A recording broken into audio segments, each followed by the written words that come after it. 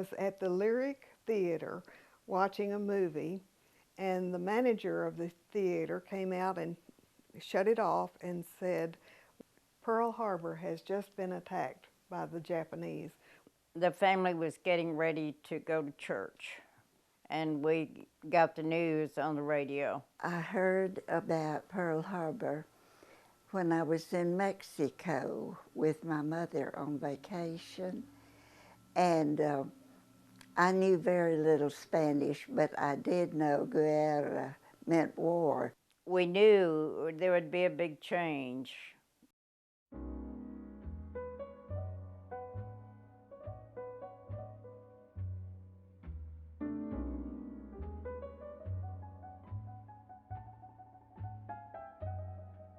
My first visit to Brownwood was in 1940 in the autumn when Camp Bowie was being built.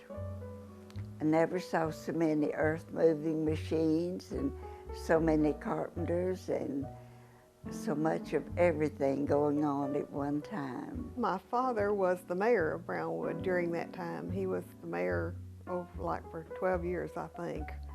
And so he had a lot to do with the camp. He helped bring it here. My father had moved us up close to town and gone to work to come down to help build Camp Bowie. He was in the civil service, and all I know is they built buildings and tried to get it going so they could get soldiers coming in here. My sister-in-law told me that some of her friends were going to work at Camp Bowie because the secretary earned $35 a week, and that was a good salary in those days.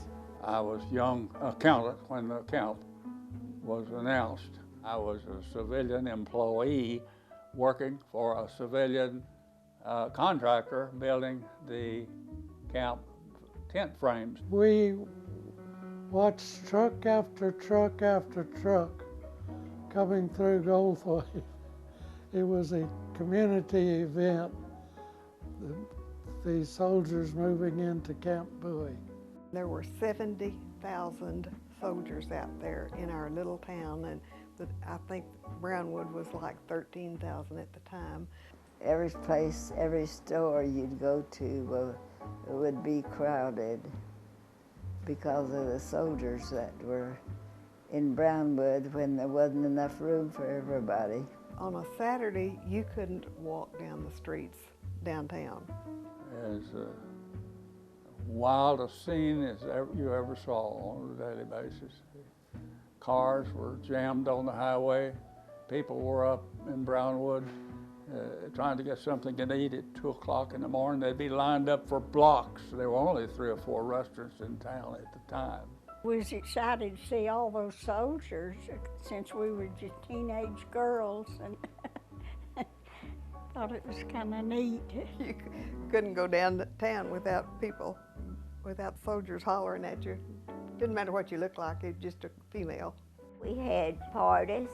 They had, they'd have different groups would have dances and to make them feel at home. We went to the USO every Saturday night, I think it was, and danced. The soldiers would come and we danced with them, and of course we had chaperones. My mother went a lot, and other mothers went a lot and sat around the edge and watched us. I married a soldier from Alabama, and we married in a little chapel on the street right behind us here.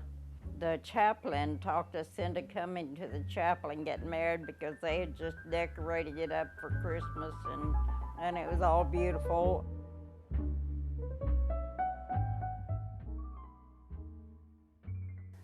I went to the Lyric and I went to the Bowie, and there were ever so many little picture shows. The Lyric was one of the better theaters. We had 2 that were newer. One was the Lyric, the other was Bowie. A certain amount of the war news came over and was shown. The theaters usually were very crowded. Almost every Friday, we would go to the movies at the Lyric. We always had popcorn, and I would say 5 and 10 cents. It was not very much.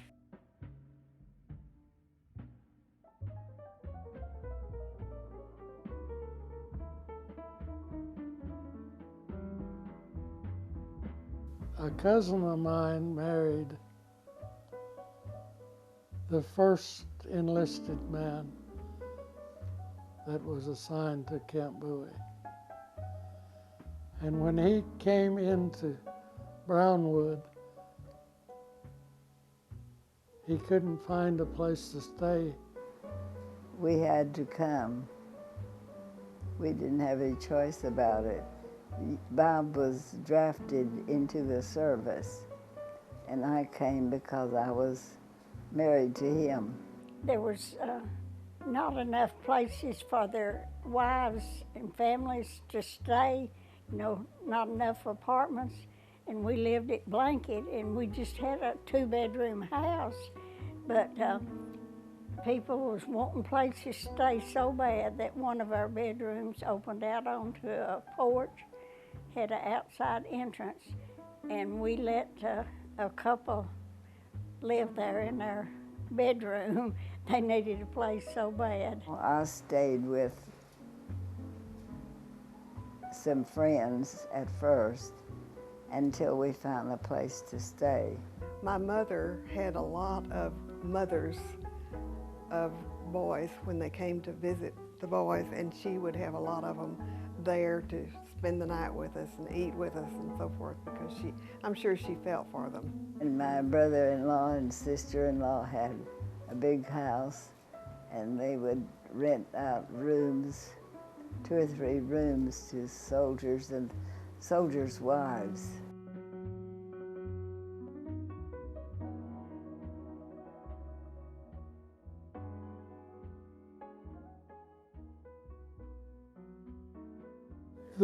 The rock entryway is still there, and the part of the guardhouse is still there. My father worked some time at the camp, and he worked with the POWs, and he was familiar with the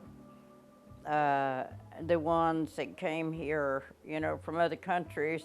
He said they were all very respectful, and they were all very appreciative of the way they were treated. My daddy worked out at Camp Bowie. He guarded, there were some of the German prisoners, and he was a guard out there. It was hard for my daddy working as a guard because my brother at that time was a prisoner of the Germans, and he died on the march. There was no way that any person, no matter what age, that was not affected by what was happening in the war. People were rationed. I had some rationing books. One was for sugar. We couldn't buy sugar. You could hand somebody some money under the counter and get sugar, but you couldn't buy it. We couldn't get tires for our car, and we might not get enough gasoline to make a trip somewhere. We had no TV, and my daddy had a beautiful, deep voice, and he went down every evening at 10:30, which was the big news time, and gave the news on the radio. We all were trying to do things for the war effort. We didn't mind it at all. We just wanted to do something. Everybody, and especially the girls, we were all anxious to do things to help. I can remember during wartime, I don't think anyone ever asked me to do anything that had to do with the war effort that I didn't do. We did a lot of corresponding. In fact, just everybody corresponded. That's the least we could do for those people. I wrote a letter every day to my husband. to keep them in good spirits.